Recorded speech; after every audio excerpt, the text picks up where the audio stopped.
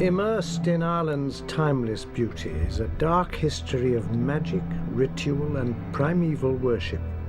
Elemental forces from this ancient past come back as apparitions to wander amongst the living. And many of these restless souls are trapped in Ireland's castles. The spirits reach out from the beyond, lost phantoms that have become the castle ghosts of Ireland.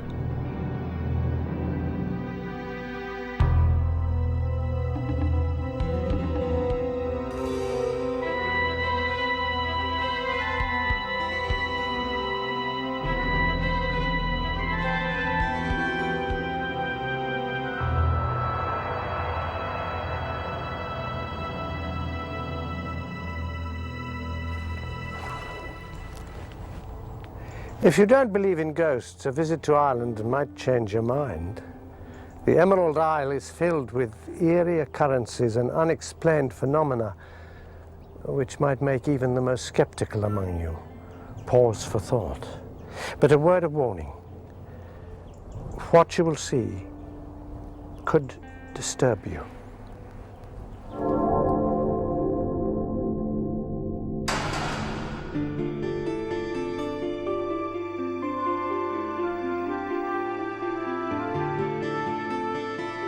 Ireland is a land so rich in history and mythology, it is difficult to know where one begins and the other ends.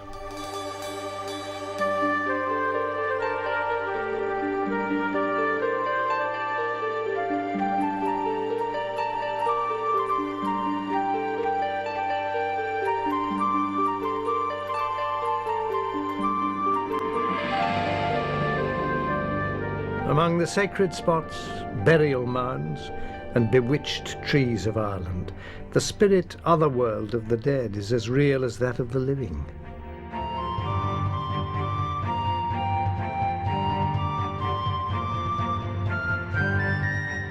Ireland is crowded with supernatural inhabitants, creatures like fairies. But here, fairies are not cartoon-like creatures with wings and magic wands. According to folklore, they can assume human characteristics and live side by side with mortals. If disturbed, fairies can be sinister and dangerous, exacting vicious revenge on humans. It is very bad luck to build on ground belonging to the fairies. Across Ireland, places known as fairy forts are left untouched by humans. These fairy dwellings often take the form of a ring of trees or a circle of stones. To build upon the forbidden sites would anger the fairies and result in misfortune and even death. Myth has it that angered fairies shoot poisoned darts at cattle and horses. They can transport men and women away from their loved ones into a dark fairyland. And most disturbing of all, they carry off human children, substituting changelings in their place. In Ireland, spirits and ghosts slip in and out of the living world, some to do good, others to do harm. And it is in Ireland's haunted castles that many of these ancient souls still dwell.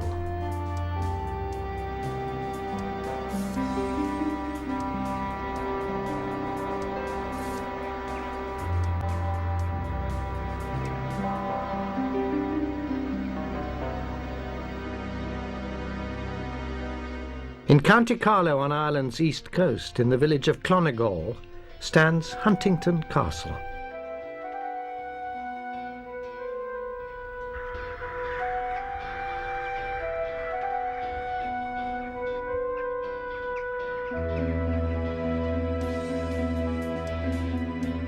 This historic castle is the home of disturbing apparitions from another world and another time.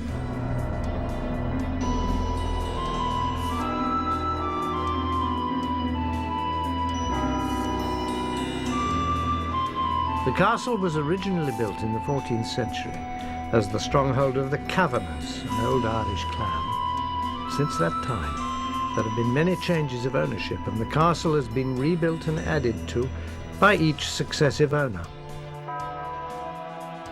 At one time, an abbey stood here. Religion has always had a special place at Huntington. But something even older dwells at Huntington. A primeval psychic force from Ireland's deepest history. So powerful it radiates beyond the castle walls.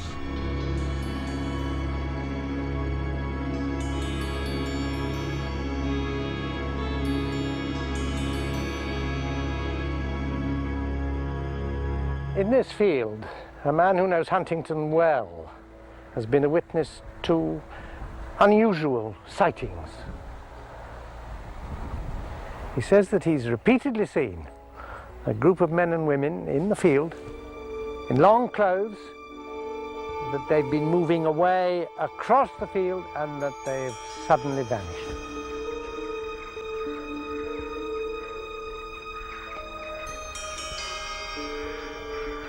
And here in an area of wilderness called the Yew Walk, many people have seen unexplained figures moving among the trees. But it is this spot, deep inside Huntington, that may well be the centre of the castle's hauntings.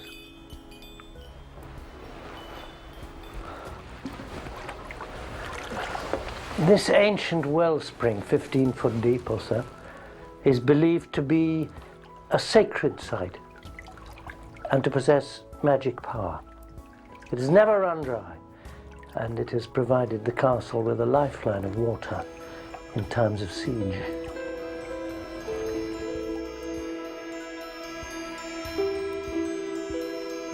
Huntington Castle has been owned by the Durden Robertson family since the 18th century. The current owner is David Durden Robertson.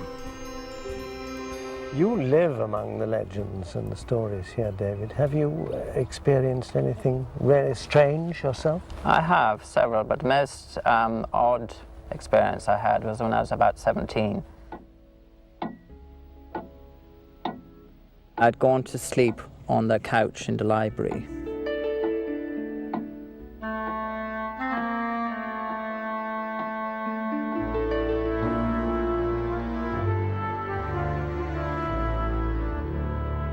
When I woke up, the room was quite bright and the whole couch was almost sort of spinning around. I became aware at that stage that there were two faces peering down at me. His body was lifted up until he was actually floating above the couch. Well, a most extraordinary experience. They hadn't touched me, but they just looked down at me. It was as if I was in their power. David felt that time had stopped. As in a waking dream, he was able to observe his own body, but not control it. He was having what is known as an out-of-body experience. These vivid encounters with the apparitions which he describes attest to their existence. But the question remains, who are they and what do they want? And the answer may lie deep in the cruel past of Ireland's history. The native inhabitants of Ireland were the Celts. And 1,500 years ago, a special priestly class of learned men lived among them. These people professed to have magic powers and a secret knowledge of the world. They were the Druids.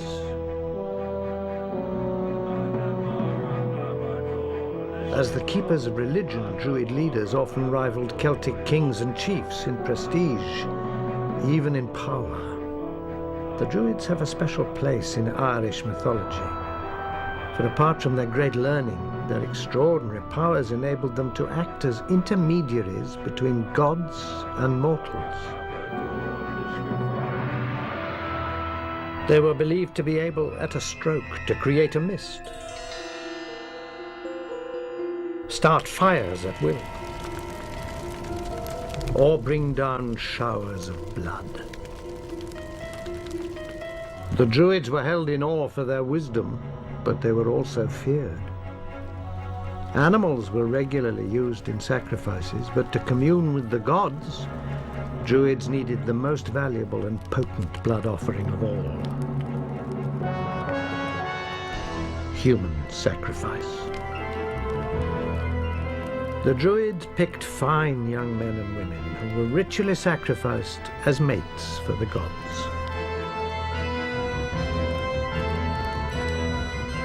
There were many methods of sacrifice. The chosen victims were burned in huge wicker structures, impaled on stakes, drowned, or buried alive. Because of their reverence for the natural world, a favorite form of sacrifice was to slit the victims' throats and let their blood flow into the earth.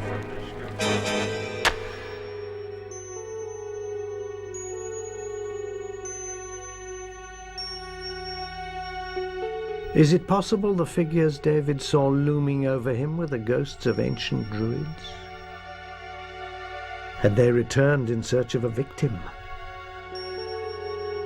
Huntingdon Castle is in some way connected with these spirits of an earlier, darker time. Indeed, this mysterious sacred well in the core of the castle is called the Druid Well. It remains the castle's spiritual centre, and may be the source of Druid visits into our modern world. The bloody events of over 1,500 years ago are still imprinted here, centres of energy, held in the atmosphere of Huntingdon's ancient walls. And perhaps the Druids will return here again from the beyond, hunting for victims to sacrifice to their pagan gods.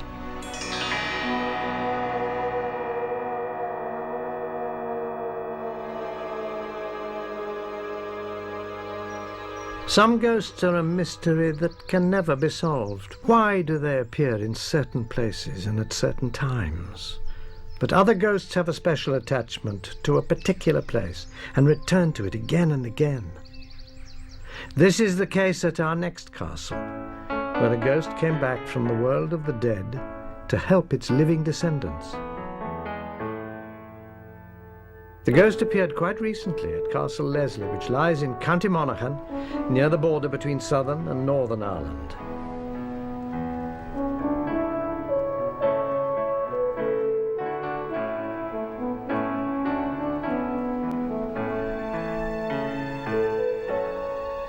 The castle has been the home of the Leslie family for over 300 years.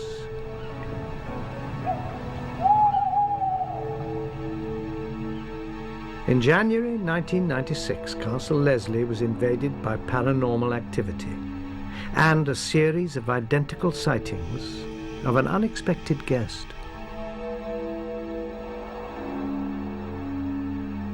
Perhaps the mistress of Castle Leslie can throw some light on the enigma.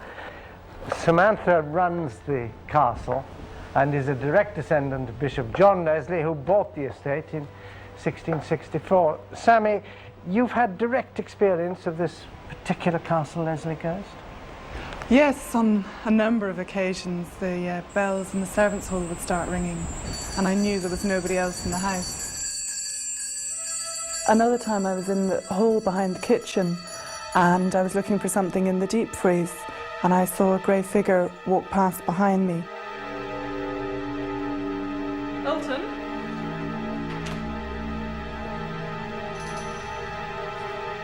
Alton?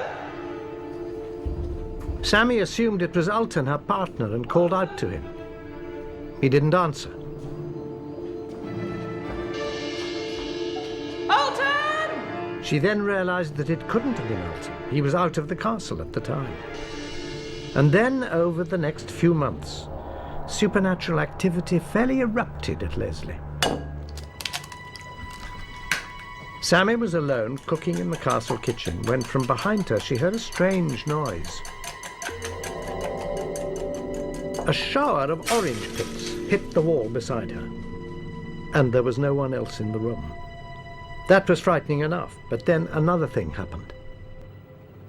Again, Sammy was working in the kitchen when quite suddenly the electric food mixer burst into life.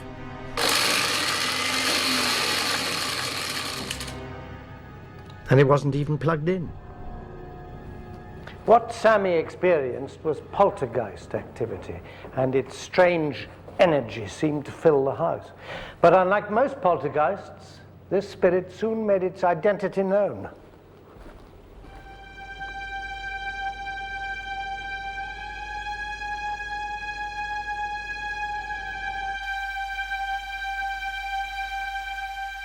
Three separate sets of guests at the castle described a ghostly ordeal in the bedroom known as the Red Room. None of the guests had stayed at Leslie before and had no knowledge of the castle's history, but they all recounted almost identical experiences. The first guest couple reported being woken in the middle of the night by a light in the room they described as soft daylight. Then through the light they saw a man standing over the chest of drawers. It appeared he was looking for something. Then the image and the light faded away. A few weeks later, another couple stayed at the castle. They slept here in the red bedroom. The next morning they described exactly the same thing as the previous couple. The strange light and the man in that corner of the room. But this time the guests experienced something more frightening.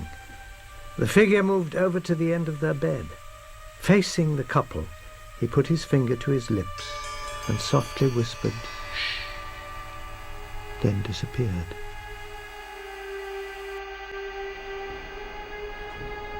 Just a few weeks after the second sighting, the man in the pale light returned to Castle Leslie for a third time. Once again, two guests staying in the red bedroom were woken by the strange light. Terrified, they saw the figure in the corner of the room by the chest. But this time the man walked to the bed, held up a scroll of papers, and smiled. Transfixed by the apparition, the couple saw that across his forehead was a bloody wound. Who was this ghost, and why did he keep appearing at the castle? A reason may be found in Ireland's recent history. At the outbreak of World War I in 1914, Ireland's soldiers and reservists were immediately mobilized. By the end of the war, more than 200,000 Irishmen had served not only Ireland, but Great Britain, and many had given their lives.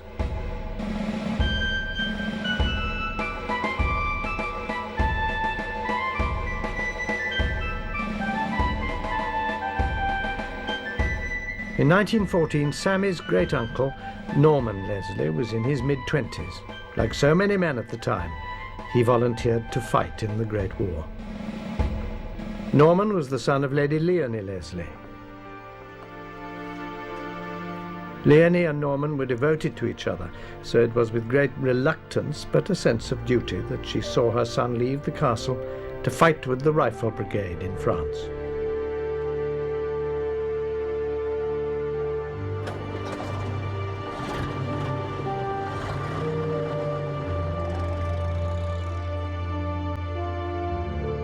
Weeks passed. The exact whereabouts of his regiment was secret, but Leonie wrote her son many letters, sending him news of home and looking forward to his safe return.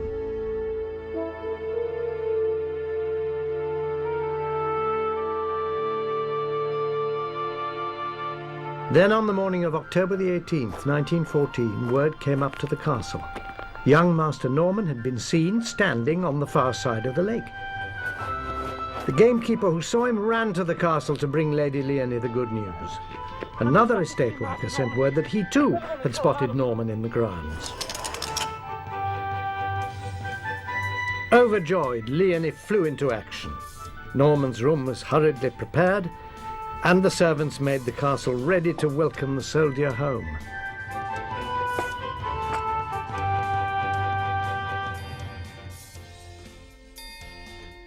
But an hour passed, and then another, and still Norman did not come. He never came.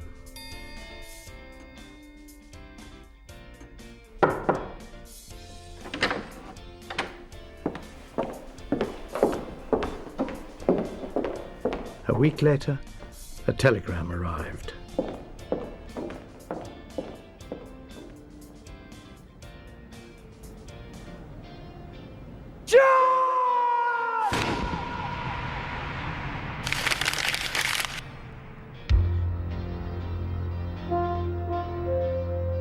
Norman had been killed in action at Armentières, France.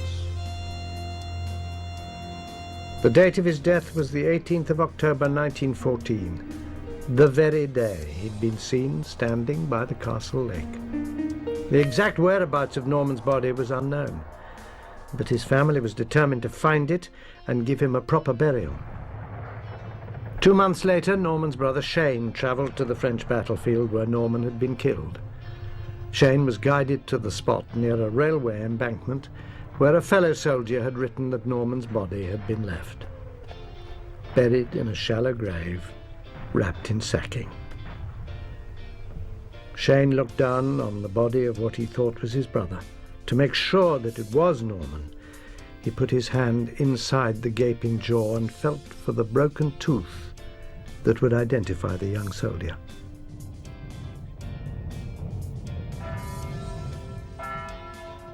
The remains were indeed Norman's. The painful task was completed when Norman's body was buried at a church nearby.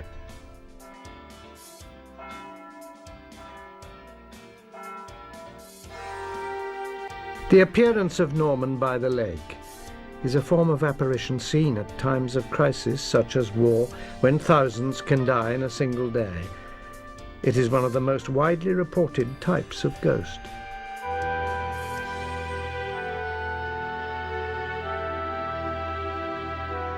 It is as if at the very moment of crisis or death, while the spirit is not yet released from earthly bonds, a telepathic connection creates a spontaneous image of the individual. This ghostly image can appear before a loved one or in a place to which in life they were especially attached. I think Norman's spirit feels a very strong bond with his home and a very deep love for his family.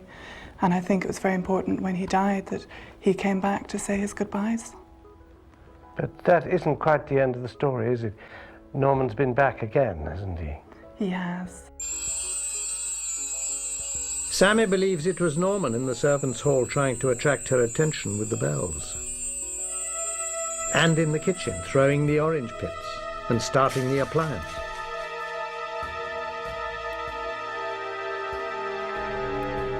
Of course, the red room was Norman's bedroom. Who else could the ghost have been? And the papers Norman's ghost held up? Sammy felt that the apparitions and poltergeist occurrences were Norman's way of trying to get a message to her. The papers were the clue. For many years, the Leslie family had been in conflict over the inheritance of the estate. Sammy had searched for an important document which she hoped would solve their problems. But her efforts to find it had proved fruitless, and eventually she gave up. After Norman's ghost was sighted holding the scroll of papers, Sammy was prompted to search for the documents again in the castle vaults.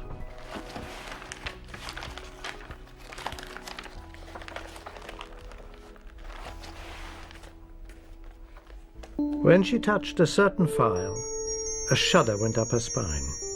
It contained the very papers the family needed.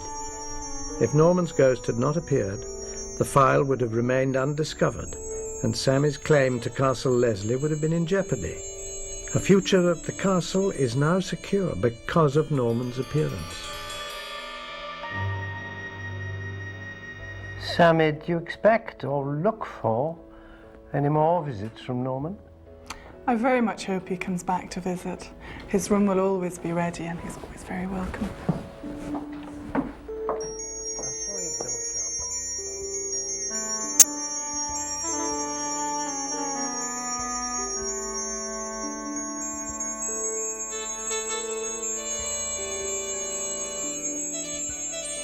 Ghosts manifest themselves in many different ways. Some are figures as solid as a living person. Others bear little resemblance to the human form. Poltergeist hauntings, such as those at Castle Leslie, can be the most disturbing ghost experience. Inanimate objects suddenly erupt in violent motion to disrupt the peaceful routine of the living.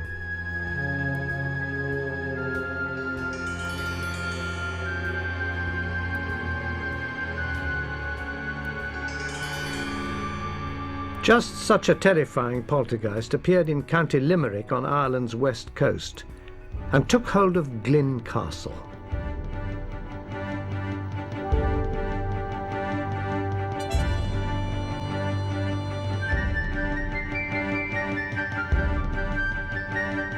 Situated on the banks of the River Shannon, Glynn Castle dates from the 14th century and is home to the Knight of Glynn. The present castle is a Georgian Gothic fantasy built by the 24th Knight in 1789. Today, the castle remains in the Fitzgerald family and is a delightful home.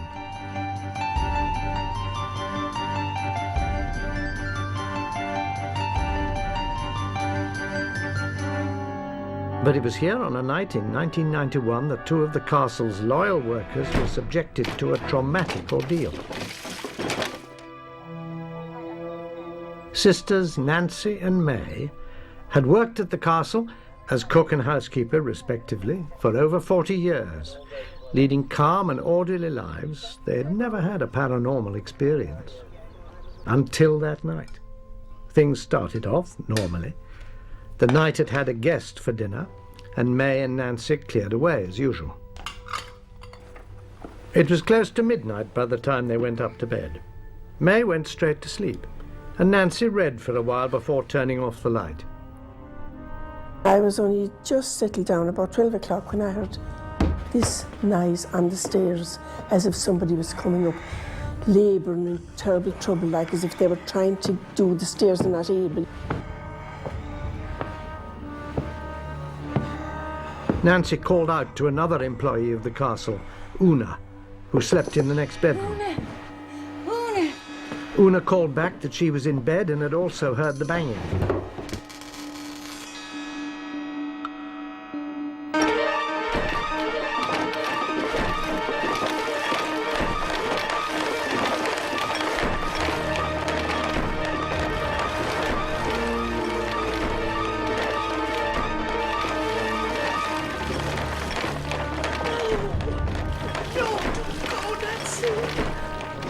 Nancy finally crossed the landing in the dark and put her hand to the light switch. As soon as she pressed it, everything went quiet.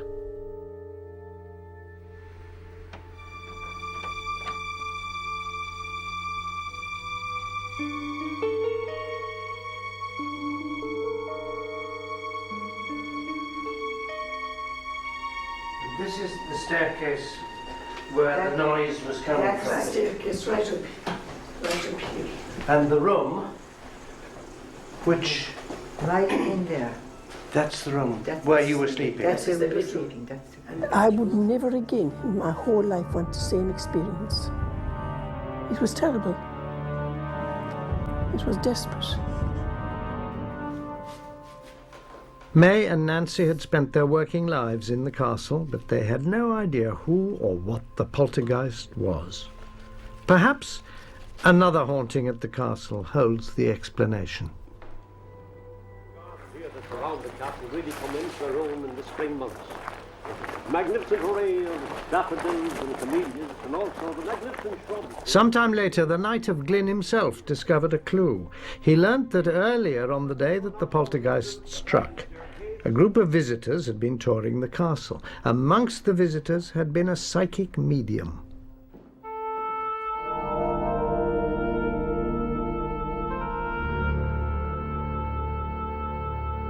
Although the medium entered the castle purely as a visitor, could her presence have unwittingly unlocked the violent energy of this most unhappy ghost?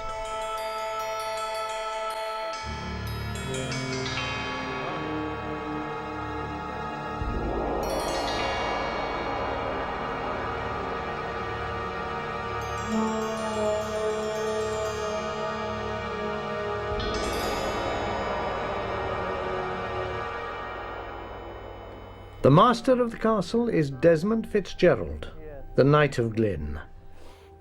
The Nancy and May story is quite extraordinary, I think.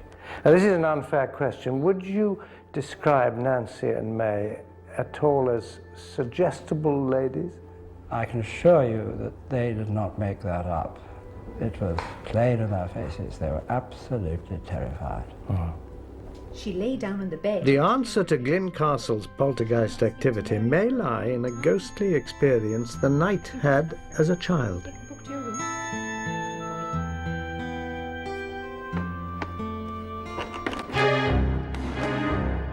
A frayed rope hung in midair. The eerie sight filled the young boy with dread. What's that? There's nothing there. But when he returned to the hall to show the mysterious rope to his mother, it had disappeared.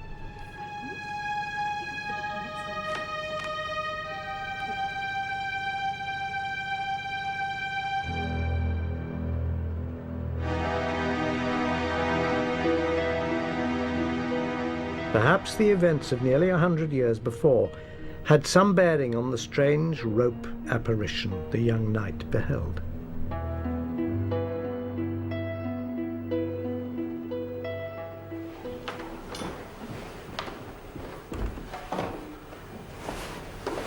In 1867, the castle was undergoing decoration. A Dublin firm was employed to carry out the work, which included painting the ceiling under the hall staircase.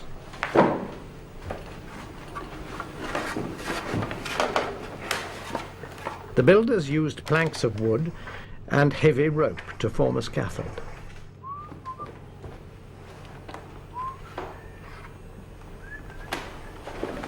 But tragedy struck.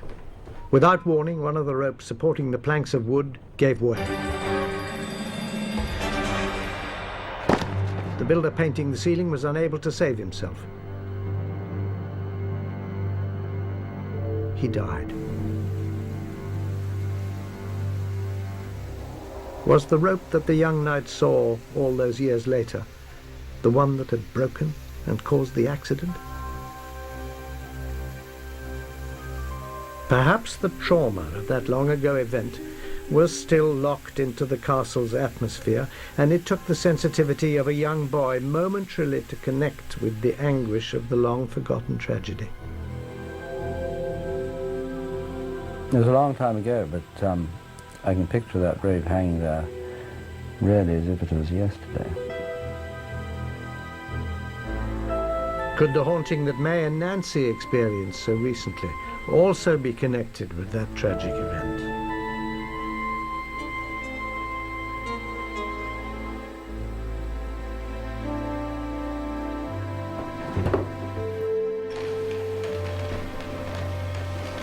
Ghosts of inanimate objects like Glyn's rope are not unique.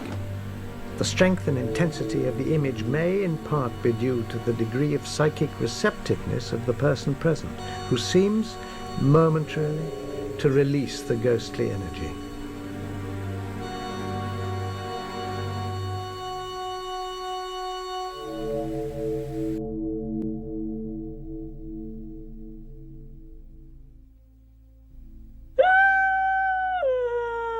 For many Irish families, the approach of death is thought to be foretold by the cry of an other-world woman, the Banshee. The Banshee's wailing has the tone of a real woman's voice, and her cry is heard near the home of those about to die. If this cry is heard 3 nights in a row, that person will certainly die. The Banshee is more often heard than seen, although some people claim to have glimpsed an old woman who combs her long white hair as she laments.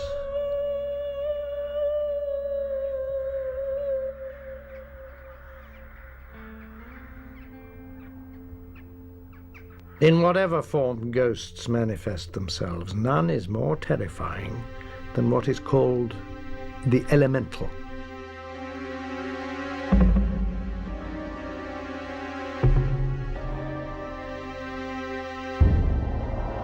This type of spirit is said to exist near Birr in County Offaly. where it inhabits Leap Castle.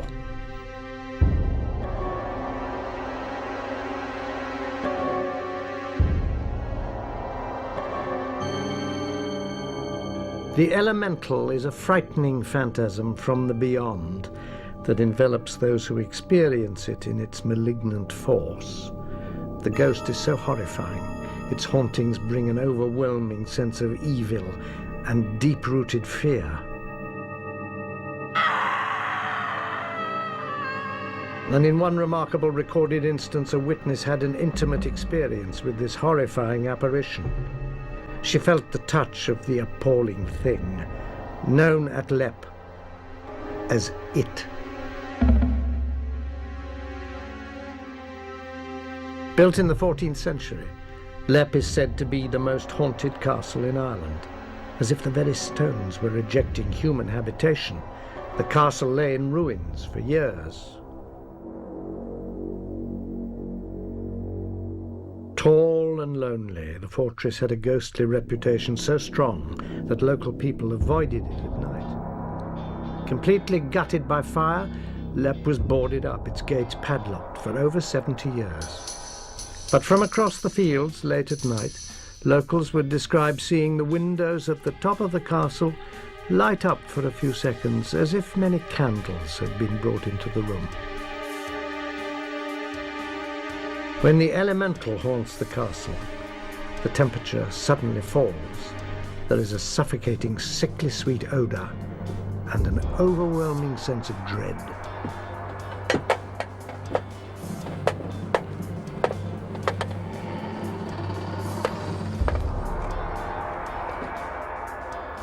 The vile elemental, It, seems to have been born out of a long and turbulent history of Leap.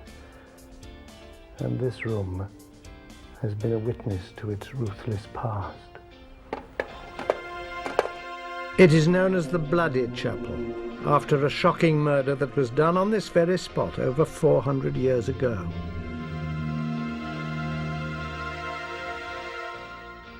Leap was then a stronghold of the original owners, the powerful O'Carroll family. They were Irish princes, chieftains of the area.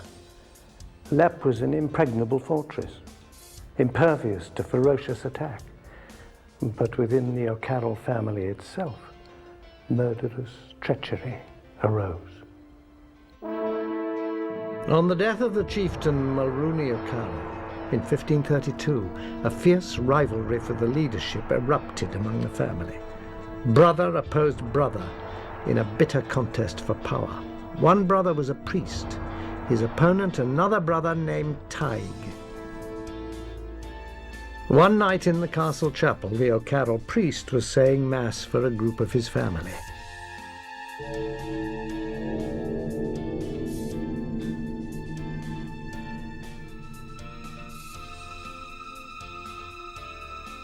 As he was chanting the holy rites, the door of the chapel opened and his rival brother Tig burst in. Tig lunged forward with his sword, fatally wounding his brother. The butchered priest fell across the altar and died. The heinous act of brother killing brother and the blasphemy of a sacred mass cut short by evil sent an echo of misery ringing round the walls of Leap Castle. The sacrilegious murder of the O'Carroll priest may be one cause of the castle's haunting, but another source of evil was found here at Leap, an evil so foul that it may well have compounded and nurtured the curse of the elemental spirit, It. The ghastly secret was discovered here. It is called an oubliette, a name used to describe a hidden dungeon. It means a little place of forgetting. And those who were forgotten within these walls suffered unimaginable misery and pain until death.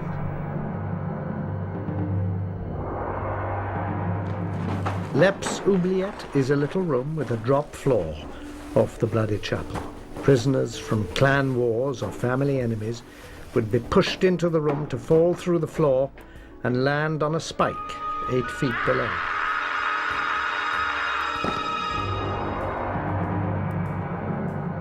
Prisoners not lucky enough to die quickly on the spike faced gradual starvation in a doorless room, while the sound of merriment and the aroma of food drifted up from the rooms below.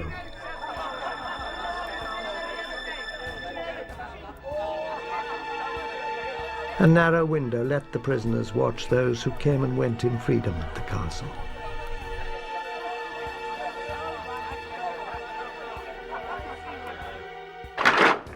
At the turn of the last century, workers were given the task of clearing the oubliette.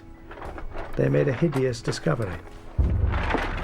Human skeletons lay piled on top of each other.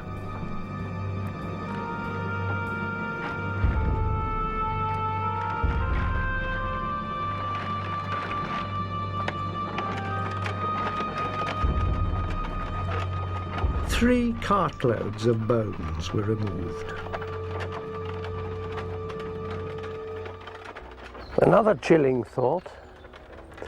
Among the bones, the workmen found this pocket watch, manufactured in the 1840s. Was the dungeon still in use then? It was shortly after the gruesome discovery within Lep's oubliette that a psychic disturbance caused the elemental it to emerge. In 1659, the ownership of Lep Castle passed in marriage from the O'Carroll family to an English family, the Darbys. In the possession of the Darbys, Lep became a family home.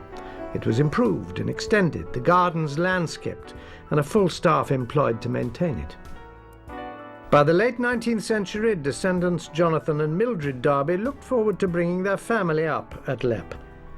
As was the fashion of the day, Mildred Darby was interested in the occult. Little did she know that her innocent dabbling would bring her face to face with it. Because of its bloody associations, Lep had always had a reputation for being haunted. Shall we begin? Nevertheless, Mildred naively toyed with magic. As if sensing a call from the daylight world, the dormant elemental awakened with ferocity.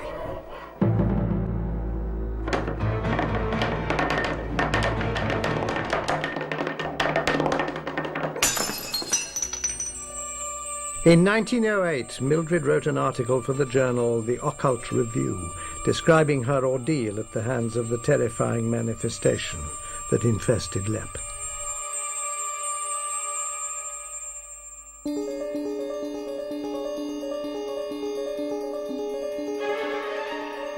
I was standing in the gallery, looking down to the main hall, when I felt somebody put a hand on my shoulder. The thing was about the size of a sheep, thin, gaunt, and shadowy in parts. Its face was human, or to be more accurate, inhuman in its vileness. Its lustreless eyes, which seemed half decomposed in black cavities, stared into mine.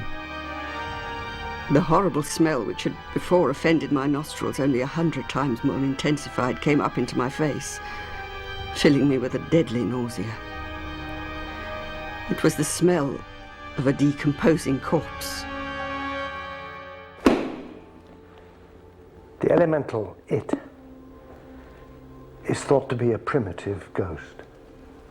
It is a manifestation which is believed to occur mainly in country areas and to attach itself to a particular place.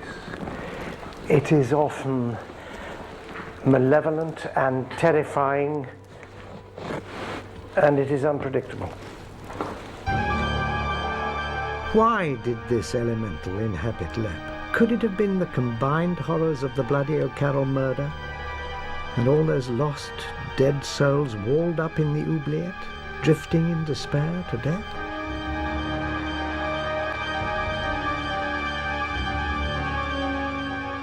Whatever it may have been, after Mrs. Darby's experiments with the black arts, the castle was never the same again. Hauntings plagued Lep, leaving a sinister air throughout the castle.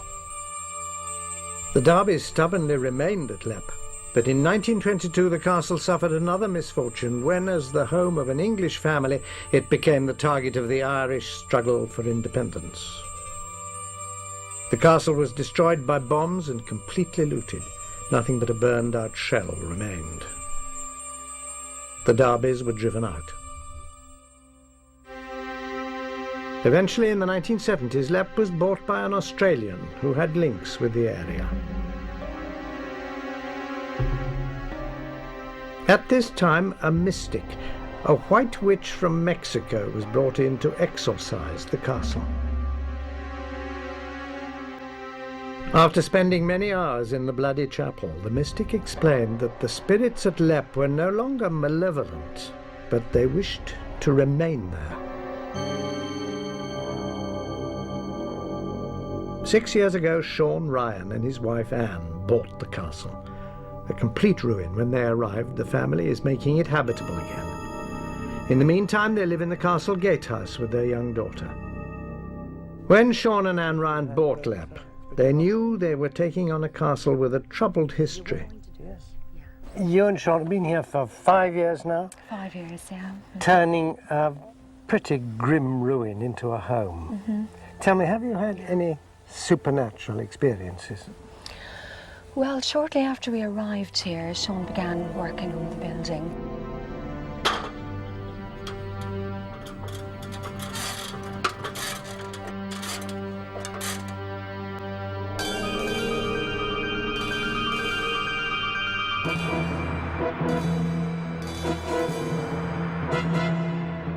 He had an unfortunate accident and he broke his kneecap, which actually had to be removed, and it set us back about a year with the work.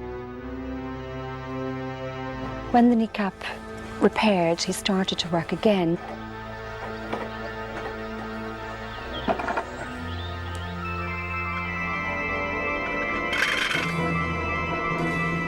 And he had another accident and broke his ankle. And we began to think that we weren't really wanted here, there was something going on. But we've overcome that now and we're back restoring the building again. So we're happy to share the place with whatever spirits are here.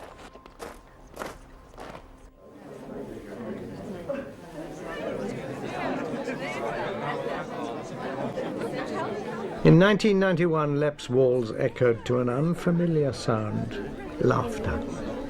Friends and family gathered in the chapel to witness the christening of Sean and Anne's young daughter, Kira. Strewn with flowers and lit by candles, the chapel was filled with smiling faces.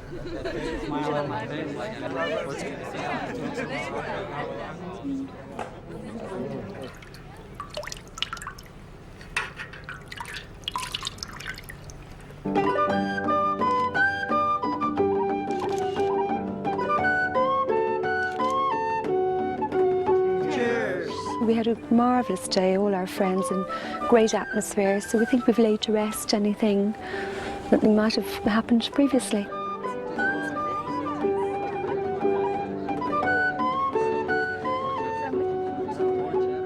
After the ceremony, every guest noted how even though there was a strong wind blowing in from the fields through the open windows, the candles barely flickered and not one blew out.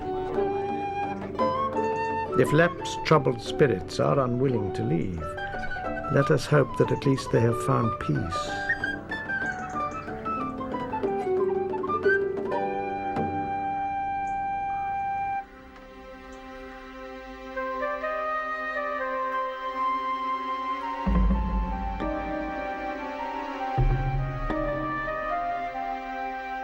In this land where so much is attributed to myth and legend, the castle ghosts we have encountered remind us that not all mysterious events belong in storybooks.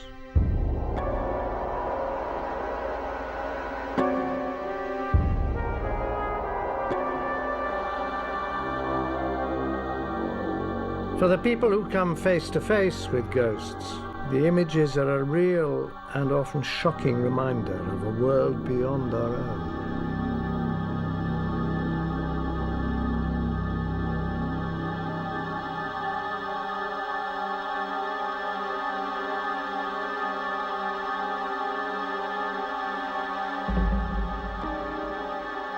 In Ireland's castles, it is as if spirits from thousands of years ago reach out to touch us. The sorcery of an ancient people casts a spell over the living. Spontaneous manifestations assault the senses with their intensity. The anguish of violent death leaves a grim influence.